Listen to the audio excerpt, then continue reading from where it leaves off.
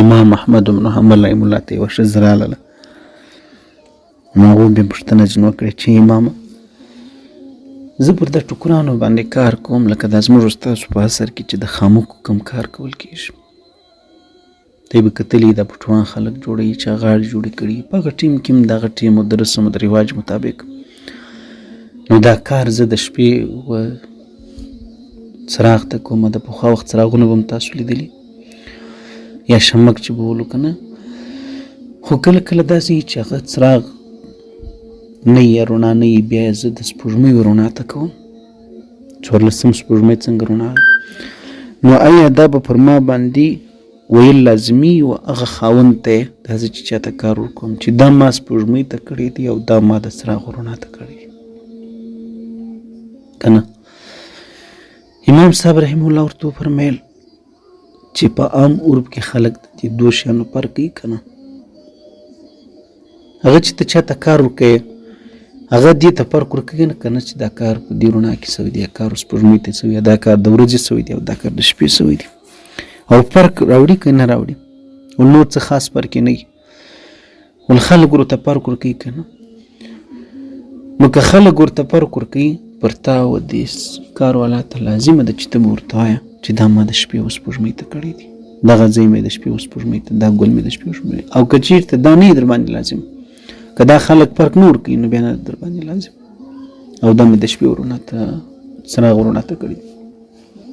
دوستانو نن خلک د زهد او د تقوا په اړه دا فکر کوي چې دا زهد او تقوا همدغه ده چې بس تر شل لمونځ وکړې که نه، په جومات و مسجد کې ودرېږي، ته اعتکاف وکړې او دارنګه ته راولاړ سې نفلي صدقه وکړې. نه، تقوا داسې حیثیت لري په ټولو اعمالو کې لکه د انسان لپاره چې د انسان د بدن د روح کم حیثیت دی، یا د سر کم حیثیت دی، یا د بنیاو لپاره د بنیاد کم حیثیت دی. دیوال بغیر بنیاد دریږي. دی به هم ډېر ګرځېدلي یا چېرته به تر اوسه پورې موږ ته یو دیوال داسې نه یې لیدلی چې هغه د بغیر له بنیاده ولاړ وي. تقوا د ټولو نیک عملي لپاره داسې بنیادي حیثیت لري. خبرې ډېرېږي، یو دلیل د قرآن څخه تاسو هغه واقع راواخلئ چې د آدم علیه السلام هغه 2 زامنو له قابل و حابیل دواړو قرباني وکړه. یو شپون ولو پسونه یې څرول او یو دانه بزګر و کښتو کرونده به یې کولو. دا هر کار چې ته کوې دا کم عیب نه دی، خو قرباني چې کله وسوله د حابیل دا قبوله شوه د قابل ده نه. ولې؟ انما یتقبل الله، که څنګه آیت قرآن کریم دی چې الله پاک د متقیانو څخه قبلوي، یتقبل الله من المتقین. زما پر هغه آیت نه دی یاد.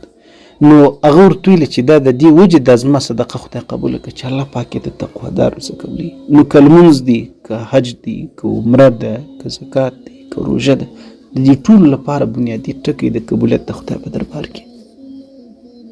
په خپله قرآن کریم پر دې ځای بل ګواهي ورکړې. اوس موږ تاسو چې غویې حلالوو نو د دې غوښې الله پاک ته رسېږي، د دې چشته هېڅ ولکن یناله التقوی منکم. الله وایي نه وین را رسېږي نه غوښې، الله پاک چشته ضرورت لري زموږ ترمنځ. ان الله لا ینظر الی صورکم والی اجسامکم. خدای پاک د یو انسان ورنګ ته نه ګوري، الله پاک د انسان و قوم ته نه ګوري، و مال ته دې نه ګوري، و شی ته دې نه ګوري چې ته خو شا یې. شانو سره خلک څنګه پورته کښته کېږي؟ لیکن ولکن ینظر الی قلوبکم و الی اعمالکم. الله پاک ستا و زړه ته ګوري چې ته دغه کار کوې، څه په خاطر یې کوې، څه په اراده یې کوې. او دویم الله پاک ستا و عمل ته ګوري چې ته نیک عمل کوې، ستا عمل څنګه دی، ګنده دی، ښه دی که جشت دی. زما ورونو، د تقوا بحث او بیان د خدای په کلام کې دومره زیات ذکر دی چې زما په خپل فکر او انداز یوه صفحه به نه وي یا به ډېر کمې داسې صفحې د قرآن پاتې چې په هغه کې د خدای د تقوا ذکر نه یې کړی، یادونه دې نه یې سوي، ما او تا دې په دې باندې امر نه یې سوي. وبېرېږه وبېرېږه. د ایمان ځای سره ډېر ذکر دی، د نورو نیکو اعمالو سره ذکر دی، په عامه توګه دغسې دغه ذکر دی. الله پاک وایي تاسو د خدای څخه ووېرېږئ، د ورځې د آخرت څخه ووېرېږئ. د دې تقوا 2 ټکي دي معنا چې راوځي. یو ټکی دا دی چې ځان بچولو ته وایي، ځان بچ کړه د خدای نه نافرمانۍ نه. دغه شانتې ځان بچ کړه د اور نه. فاتقوا النار التي وعدت للمتقین. څنګه آیت قرآن کریم دی. نبی کریم علیه الصلاة والسلام وایي تاسو اور ځان وساتئ د اور نه ولو بشق تمرة. فاتقوا النار التي. څنګه حدیث شریف توري دی. نو دلته د ځان د بچولو بل ځای کې دا دی چې د حساب او د کتاب او د الله په مخ کې د حضور او د بیرې د خاطر چې انسان هغه ګناه پرېږدي، نافرمانه پرېږدي، د خدای څخه بیرېدلو معنا ورکوي. نورې معناوې به هم وي. دوستانو که د خدای د ویرې څخه انسان په ګناه قادر یي په وس کې دی وی چې ته پرېږدې چې هر قسمه ګناه د خدای د ویرې څخه تا پرېښول. د خدای کلام شاهدي په دې ورکړې ده چې د دې سړي لپاره جنت دی. واما من خاف مقام ربه جنتان. یو جنت هم نه، الله پاک دو ذکر کړي دي چې د خدای په حضور کې د درېدو او د حساب او د کتاب څخه موږ چې دا کله مړه سو چیرې به ځو، موږ په رښتیا د خدای حضور ته بیایي او مخکې دا به موږ دا که د چا زړه غواړي که نه زړه غواړي. الله دې خبرو باندې ځان پوه کېدل پکار دي دوستان. نو د خدای حساب و کتاب دا د پاره موږ تاسو هیڅ سوچ فکر نه کوو. ولتنظروا واتقوا. څنګه آیت قرآن کریم دی. آیتونه مې اوس د پامه وتلي دي، زه مې یو خوا ته تللی وم رالم. اوس رب العزت فرمایي چې تاسو وګورئ ولتنظر نفس ما قدمت لغد واتقوا الله ان الله خبير بما تعملون. سبا ورځ لپاره چې تیاری کړې. اول د خدای د کلام اولنی سر چې موږ تاسو په عرف کې د خدای د کلام سر ورته وایو، سوره بقره الف لام میم. موږ تاسو عام خلک دا وایي قرآن کریم د الف لام میم نه را شروع کېږي پر ورناس ختم کېږي. اول چې یو مسلمان قرآن تلاوتي یا هغه شروع کوي یا یې وایي یا یې زده کوي، نو هلته قرآن تاته یو هدایت کوي. الله وایي دا کتاب او د آخرت ټولې شی او شادۍ او د دنیا او د آخرت کامیابي د چا لپاره د للمتقین. اول کې دا ټکی درته وشوي چې که ته غواړې د خدای په دربار کې عزت، که ته غواړې د دنیا او د آخرت سرخوږي، نو تقوا درله پکار ده. هدى للمتقین. دا هر چا لپاره دا کتاب هم نه دی د هدایت. هر څوک جنت هم نسي تللی، هر څوک پر پل صراط هم نسي اوښتی، هر څوک ایمان هم نسي تېرولی، هر څوک کامیابه کېدلی هم نسي. دوستانو له دې وجې که په تاریخ کې وګورئ پر تقوا باندې صحابه کرامو څومره ټینګ پاتې شوي دي. در 100 رکاتو نه در 1 کروڑ رکاتو نفلو دا و انسان له بې دی چې انسان د غیبت څخه ځان وساتي، انسان د ګناه څخه ځان بچ کړي. سر خو په خلاصلو در 1 کروڑ رکاتو نفلو. خو موږ تاسو د خدای پاک پوه کې نو د روژې میاشت هم را روانه ده، نو د تقوا په هکله دا خبرې در سره یادې وساتئ دوستانو.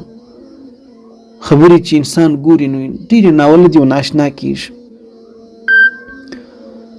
وایي کله چې د خدای په حضور کې انسان پیش شي نو هلته به دغه دلیل پر تا باندې نه وي چې تا دا ته به الله پاک وایي ګناه تا کړې ده، ته به چې نه د شاهد ضرورت به نه وي، ځکه چې هر ځای له موږ سره الله را سره دی. او دا فکر دی چې په انسان کې کمزوري، دا عقیده چې په انسان کې کمزوري، دغه انسان بیا تقوا هم دغونه کمزوري ده. تقوا د 3 وجو راځي په انسان کې. یو وجه په هغو 3 وجو کې دا دی چې انسان دا سوچ فکر وکړي چې زما سره زما رب موجود دی. نور چې کوم د جاسوسي نظام دی د خبرولو چې زما ستا بدن به خبرې کوي، فرشتې به لیکي، کائنات به راباندې شاهد وي، هغه مه شروع. خالي الله پاک وهو معکم اینما کنتم. نو په ورځ د آخرت به د شاهد ضرورت نه وي، ځکه هر څه چې تا کړي دي الله پاک تا ویني. زموږ ستاسو دا حالت به دی لکه ویډیو چې ریکارډ شوي، ته د خپل جرم څه بیا انکار کوئ. یو که سړی وي ما نه دي ویل، نو نن وخت کې اسباب خبره نوره واضح کړې ده دوستانو. نو ځکه د مغفرت ډېر ضرورت دی. الله تعالی دې موږ تاسو ته بخښ وکړي، د توبې کښلو ضرورت دی، تقوا اختیار کړئ. بېشکه د الله په دربار کې صرف او صرف په ښه تقوا تعالی درځي. سر زما په خبرو خلاص ولو که نه. عبدالله بن عمر رضی الله تعالی عنه واقع به ته د علماو څه اورېدلي چې د یو وخت پر سفر باندې راغلی، نو یو ځای یو شپانه ولیدي، باندې د شپانه ته ویل چې راسه له موږ سره روژه مات وکړه. دوی روژه نیولې وله. هغه ورته ویله والله سته له موږ سره نارې وکړه. نو هغه ورته ویل چې زما روژه ده. دوی د غرمې ډوډۍ خوړله په مسافري باندې راوتلي دي په هغه پلات دوی روژه نه وکړه. هغه ورته ویل زما روژه ده. ډېر ورته حیران پاته سو چې هسې ما خطا باسي یا څنګه کیسه ته راسه امتحان په وکړه چې دا سړی څه رنګه دی شپانه و روژه یې نیوله که نه. نو هغه دا د باره ورته ویله چې ته دی وکړه زموږ دا پسونه د چا دي موږ ته شیدې راولوېش. ده ورته ویل چې دا خو زه مالک نه یم او ما ته د دې اجازه هم نه ده راکړې. نو دویمه دا خبره ده ورته وکړله چې ته دی وکړه پر موږ یوه دانه خرڅه کړه چې زموږ د شیدو ضرورت یې نو شیدو یې به ځینې خورو چې کله مثال د شیدو ضرورت ختم شول بیا به د خیر سره لاله بکړو. نو هغه ورته ویلې چې دا خو د مالک د زما دي نه خپلې مې دي نه. باره یې ورته ویلې چې دغه وکړه نو دا خامخا راځي مالک ته داسې ووایه چې ورته هغه لیوه وخوړل تا ته به پیسې میلاو سي په دې کې په یوه دانه څه کېږي. نو دی ورته حیران ولاړ دی. باره ورته ویل د خدای بنده ښه نو چې دا خبرې دا به زه هر څه وکړم دا کېدی سي نو د الله پاک به چیرې نه د خدای حساب و کتاب به چیرې په عین الله به چیرې خلک وایي الله بلا به وکړي روزي به په ماړه کې د مولا جواب څه کړي. هغه ته یې اورېدلي دي که نه. نو د دې وجې دوستانو مقصدي خبره مې دا درته کوله چې څونه انسان پر خدای باندې یقین کمزوري د ایمان زوی وي نو د غوم د انسانه څه ګناه کېږي فسق و فساد کېږي. الله دې موږ معاف کړي.